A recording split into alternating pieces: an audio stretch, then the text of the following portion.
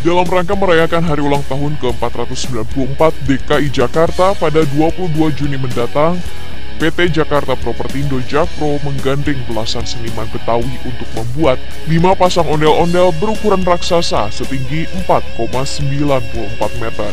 5 pasang ondel-ondel raksasa itu bakal dipamerkan di depan plaza gedung parkir Taman Ismail Marzuki, Tim.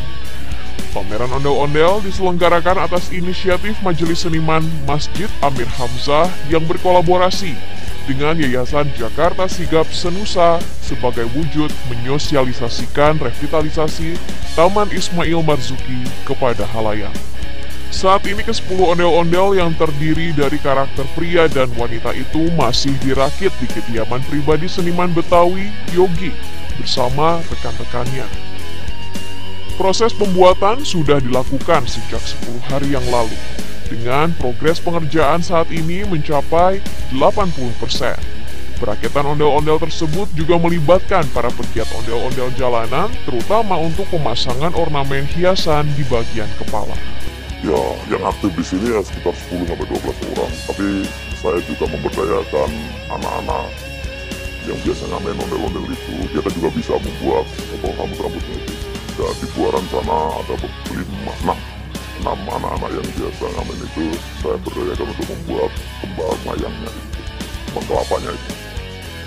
Ondel-ondel yang hendak dipamerkan hingga akhir bulan Juni tersebut dikemas berbeda, dengan wajah tersenyum tanpa memperlihatkan gigi, sebagai wujud ungkapan hati para seniman yang sedang berduka akibat pandemi COVID-19.